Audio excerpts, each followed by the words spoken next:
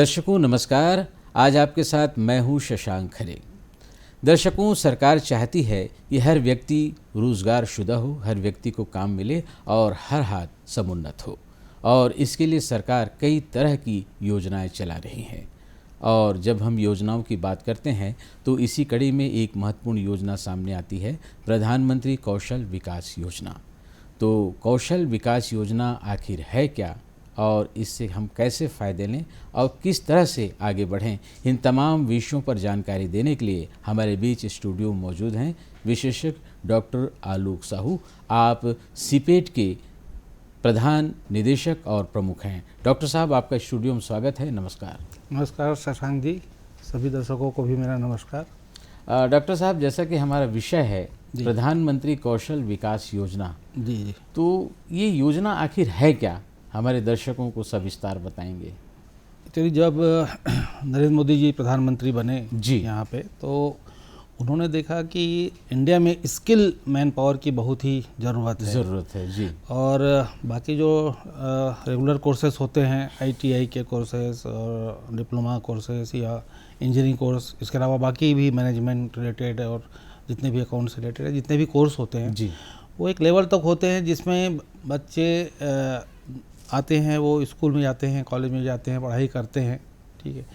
परंतु देखा गया उस समय भी कि जो स्किल जो जिसमें होना चाहिए, कौशल उन्नयन, हाँ, कौशल उन्नयन जो है, स्किल जो होना चाहिए, है ना, जो लोगों में उसकी कमी है, और स्किल मैन पावर की तो और भी कमी है। जी जी। तो उन्होंने सोचा कि क्यों नहीं हम जो बच्चे 8वीं पास है या 10वीं पास है या 12वीं पास है, जो जिनके पास कोई ज़्यादा रोजगार नहीं है, तो उनको एक मुख्य धारा में जोड़ा जाए। जी, विकास की मुख्य धारा में जोड़ा जाए शशांक जी। तो उसके लिए उन्होंने फिर एक योजना चलाई जी, जिसके लिए स्किल डेवलपमेंट प्रोग्राम्स जिसको बोलते हैं, उसमें तरह तरह की योजनाएं कराई गई। तो इसीलिए इसको प्रधानमंत्री कौशल विकास योजना, है ना, PMKVY, तो उस रूप में इसको चलाया गया है। और ये इसमें क्या है कि गरीब बच्चे हैं और जो भी बच्चे पढ़ाई नहीं कर पा रहे हैं, ठीक है, या जिनके पास धन की कमी है, तो वो बच्चे यहाँ पे आते हैं और ये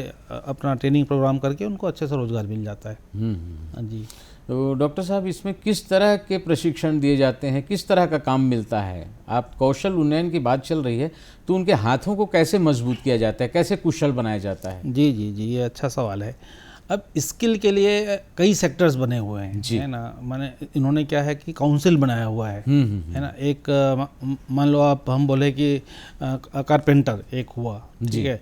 एक आजकल आप देखे हैं कि हम घर में चाहते हैं तो कारपेंटर लोग की कमी होती है, खासतौर पे शहर में। आप लोग खोजते रहते हैं, कारपेंटर ठीक से नहीं मिलते, टेलर ठीक से नहीं मिलते, स्मिथ ठीक से नहीं मिलते, प्लम्बर ठीक से नहीं मिलते, है ना, मेस जो कारीगर जो हैं वो ठीक से नहीं मिलते हैं। तो उन्होंने क्या है, अलग अलग स्किल काउंसिल बना के अलग अलग उसके लिए एक कोर्स बनाया है ना। तो जिसमें जो बच्चे को जिसमें इंटरेस्ट है, वो बच्चे उस स्किल काउंसिल में जाके या उस सेक्टर में जाके उसके कई लेवल बना दिए गए हैं कि उस लेवल, एक है बिल्कुल एंट्री लेवल, फिर थोड़ा जो एक्सपीरियंस है, फिर और एक्सपीरियंस, ऐसे कई लेवल बना गए हैं। तो उसके अनुसार उसमें इंस्टीट्यूट से फिर टाई अप किया है सरकार ने, और उस इंस्टीट्यूट से वो स्किल ट्रेनिंग प्रोग्राम कराते हैं। अच्छा जी। तो इसमें महत्वपूर्ण विषय ये आता है कि उसमें किस तरह के जो वर्ग हैं, जैसे आपने कहा कि 8वीं पास, 10वीं पास, 12वीं पास, तो शैक्षिक योग्यता के अलावा उनका जो फाइनेंशियल जो है, अर्थ संबंधित है, तो उनको चयन का कैटेगरीज क्या है? जैसे प्रधानमंत्री कौशल विकास योजना, तो इस योजना में किस टाइप के लोग शामिल होते, किस तरह के लोग शामिल होते हैं? एक तो इसमें क्या है कि जो एज क्राइटेरिया रखा हुआ है, इसी तरह की 18 साल, मिनिमम 18 साल उसका होना चाहिए। और उसके बाद जो कोर्स का जो ड्यूरेशन है ना, वो अलग अलग उन्होंने किया हुआ है, 600 घंटा, 400 घंटा, इस प्रकार से किया हुआ है। और अलग अलग एलिजिबिलिटी क्राइटेरिया रखा है। जैसे मान लो कोई लड़का 11वीं पास है जी, तो 11वीं पास वो स्किल प्रोग्राम में सीधे जा सकता है ना, अगर वो 400 घंटे का कोर्स है तो। अच्छा। अगर कोई लड़का 10वीं पास है तो 10वीं पास के बाद 1.5 साल का जो कोर्स है, वो 1.5 साल का उसको अगर कहीं एक्सपीरियंस है, कहीं काम किया होगा तो हो सकता है। वैसे अगर कोई लड़का अगर 8वीं पास है तो वो 3.5 साल उसको अगर कहीं काम किया होगा तो वो कोर्स को कर सकता है। माने अगर आपके पास सेमी स्किल पर्सन भी है, अगर कुछ थोड़ा बहुत वो जानता होगा, 8वीं पास करके कहीं कुछ वो काम किया होगा, तो वो अपने स्किलिंग के लिए जा सकता है। तो इस प्रकार से अलग अलग क्राइटेरिया है, और जो इसका इनकम का भी criteria depending upon the job है ना, किस प्रकार से रोल है वो लोग फिक्स किया हुआ है। अच्छा जी। तो जैसे आपने कहा कौशल विकास के लिए तरह तरह के केंद्र कहाँ कहाँ बनाए गए हैं, तो हमारे रायपुर शहर है या हमारे पूरे छत्तीसगढ़ की भी बात करते हैं तो क्या हर जिला मुख्यालय में है, ब्लॉक मुख्यालय में है? जी जी, ये हर जिला मुख्यालय में तो है ही जी। और सिपेट भी इसका एक केंद्र है। अच्छा। सिपेट में भी ये कौशल विकास प्रोग्राम चलते हैं। और इसके अलावा जो मुख्यमंत्री कौशल विकास केंद्र जो अलग से जो मुख्यमंत्री लेवल पे आता है स्टेट गवर्नमेंट का, वो तो है, परंतु सेंट्रली फंडेड में भी कई इंस्टीट्यूट है यहाँ पे जो इसमें यहाँ पे जिनका रजिस्ट्रेशन हो रखा है वो चलता है। सिपेट उसमें से एक है। अच्छा, जैसे आपने रजिस्ट्रेशन की बात कही है, जी जी, तो रजिस्ट्रेशन कहाँ कराएं, कैसे कराएं, इस संबंध में हमारे दर्शकों को बताएंगे? नहीं, इसके लिए तो क्या है कि अगर आप स्किल इंडिया करके आप उसमें जाएंगे वेबसाइट में जी, तो वहाँ पे अलग अलग स्टेट का कौन कौन सा कोर्स है वहाँ पे उनको मिल जाएगा। सभी अभी ऑनलाइन है। इवन इसके लिए जो एप्लीकेशन भी जो भरना है, पहले ऐसे नहीं कि आपको जाके वहाँ पे एप्लीकेशन देना है कहीं पे जी, आप उसको स्किल इंडिया जो उनका जो पोर्टल है उस पोर्टल में जाके आपको कैटेगरी और कोई स्टेट ये सब आप सेलेक्ट करते आएंगे। तो उसमें आप सेलेक्ट करेंगे तो आप उस कोर्स को चूज़ कर लीजिए, आपका फॉर्म ऑटोमेटिकली वहाँ चले जाएगा। अच्छा, जमा हो जाएगा? जी, जमा हो जाएगा। तो वहाँ से जब भी उनका जब कोर्स चलेगा तो वो आपको बुलाएंगे, है ना, जो इंटरव्यू लेंगे या कुछ अगर नंबर ऑफ एप्लीकेशन ज़्यादा आ गए तो एक छोटा सा इंटरव्यू या टेस्ट हो सकता है, उसमें आपका सिलेक्शन हो गया तो फिर आप वो कोर्स में आप रजिस्टर हो जाएंगे। जी, तो वो रुचि के हिसाब से अपने को कौशल, हाँ, कौशल आप रुचि के हिसाब से, माने वही है स्किल अगर आपको बढ़ाना है शशांक जी, तो अगर आपको रुचि किस में है, मान लो आप का रुचि वेल्डर में है और अगर आप चाहे कि कारपेंटर में मैं स्किल कोर्स करूँ तो आप उतने कामयाब नहीं रहेंगे, नहीं होंगे। जी जी जी, तो जो रुचि है उसी में आप कर सकते हैं। जैसे हमारे यहाँ सिपेट में प्लास्टिक इंजीनियरिंग के क्षेत्र में ये स्किल डेवलपमेंट प्रोग्राम चलते हैं। तो अब उनको लोगों को पता चल गया है कि ये स्किल डेवलपमेंट प्रोग्राम 4 महीना का करने के बाद हमें अच्छा रोज़गार मिल जाता है और हम यहाँ पे करने के बाद करने में हमको बाकी सब फैसिलिटी भी मिल जाती है। तो लड़के धीरे धीरे हमारी ओर आकर्षित हो रहे हैं और हम उनको इनरोल करके लगातार ये प्रोग्राम चला रहे हैं। अच्छा जी जी, इसमें एक महत्वपूर्ण विषय ये भी है कि जैसे हम प्रशिक्षण प्राप्त कर लेते हैं तो आगे का रास्ता जी वो जी, कैसे दिखाया जाता है? जैसे हम चाहे वो वित्तीय पोषण की बात करें, फाइनेंस की बात करें, अगर हमारे पास फंडिंग नहीं है और हम रोज़गार करना चाहते हैं तो प्रधानमंत्री कौशल विकास योजना के तहत इसमें किस तरह का मार्गदर्शन मिलता है? और आपने जैसे सिपेट की बात कही है, जी जी, तो क्या सिपेट में जाने से हर किसी को मार्गदर्शन वैसे ही दिया जाता है कि उसके लिए कुछ विशेष वहाँ प्रावधान किया गया है? नहीं, एक तो क्या है कि ये हमने देखा है कि अभी जो हम स्किल डेवलपमेंट प्रोग्राम चला रहे हैं के PMKVY वाला और बाकी और भी हम लोग प्रोग्राम चलाते हैं, स्किल डेवलपमेंट के बहुत सारे प्रोग्राम चलते हैं। तो ये जो बच्चे आते हैं बड़े गरीब तबके के लोग आते हैं, जी ना, जी, तो उनको जो यहाँ पे ट्रेनिंग करने के बाद उनकी फर्स्ट प्रायोरिटी तो रहती है जॉब मिल जाए, जी, कहीं पे भी जॉब मिल जाए।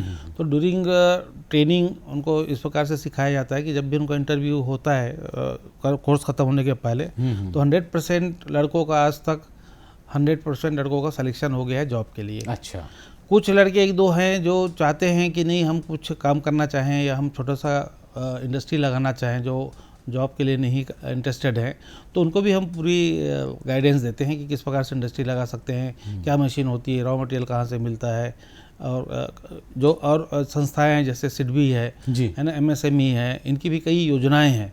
ये योजनाओं के बारे में हम देते हैं। NSIC है जो इनको सब सपोर्ट करती है इस प्रकार से, तो इनको योजनाओं के बारे में भी जानकारी देते हैं जो अगर ये उद्योग लगाना चाहें, छोटे मोटा उद्योग लगाना चाहें तो। जी, जैसे इसी में हम एक और प्रश्न कर रहे हैं कि जैसे विकलांग है, महिलाएं हैं, इनके लिए कुछ विशेष प्रावधान रहता है? ये मैंने देखा है कि ये स्किल ट्रेनिंग प्रोग्राम में महिलाएं अच्छा खासा इंटरेस्ट रख रही हैं, खास करके जो घरेलू चीज़ें हैं, जैसे कोई सिलाई प्रशिक्षण है हाँ। और बहुत सारे बिल्कुल बिल्कुल, उसमें प्रोडक्ट बनते हैं। स्कूल में महिलाएं काफ़ी रुचि रख रही हैं। इवन हमारे सीपेट में भी जो प्लास्टिक इंजीनियरिंग एक कोर सब्जेक्ट, जो कोर एक एरिया है या फील्ड है, उसमें भी महिलाएं अभी काफ़ी आगे आ रही हैं इस कोर्स को करने के लिए जी। और वो इवन आउट ऑफ छत्तीसगढ़ जा रही है। बहुत अच्छी खुशी की बात है। अच्छा जी, उनको अच्छा अगर यहाँ पे मिल भी रहा है पैकेज तो वो छत्तीसगढ़ के बाहर भी काम कर रही है। ये बड़ी खुशी की बात होती है कि छत्तीसगढ़ की महिलाएं छत्तीसगढ़ छोड़ के बाहर भी काम करने जा रही हैं, अच्छा अपना रोजगार अपने पा पैर के पे अपने पैर पे खड़ी हो रही हैं। जी। और विकलांगों के लिए भी यही है, सभी सुविधाएं यहाँ पे प्रदान कर रहे हैं। उनको भी अगर कहीं पे रोजगार होता है तो उनको पूरा सपोर्ट हम लोग दे रहे हैं। अच्छा जी जी। डॉक्टर साहब, प्रधानमंत्री कौशल विकास योजना और मुख्यमंत्री कौशल विकास योजना, जी, तो कभी कभी बड़ी असमंजस की स्थिति होती है कि क्या दोनों एक ही है, दोनों अलग अलग है? थोड़ा सा क्लासिफिकेशन करेंगे?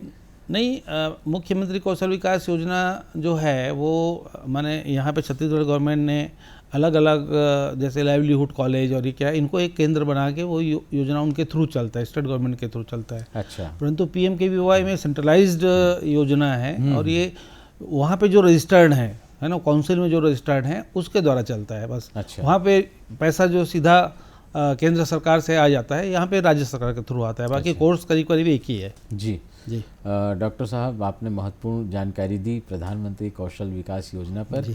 आप स्टूडियो में आए, इसके लिए आपको बहुत बहुत धन्यवाद। नमस्कार। नमस्कार शशांक जी, सभी दर्शकों को भी मेरा नमस्कार। दर्शकों, अभी आप मुखातिब हो रहे थे डॉक्टर आलोक साहू से। आप सीपेट के प्रधान निदेशक और प्रमुख हैं और आज का हमारा विषय था प्रधानमंत्री कौशल विकास योजना। इस विषय पर आपने महत्वपूर्ण जानकारी प्राप्त की और उम्मीद है इस योजना का लाभ लेकर आप आत्मनिर्भर बनेंगे और अपने जीवन को खुशहाल बनाएंगे। अगले एपिसोड में किसी नए विषय के साथ पुनः हाजिर होंगे। तब तक अपने दोस्त शशांक खरे को दीजिए इजाज़त। नमस्कार।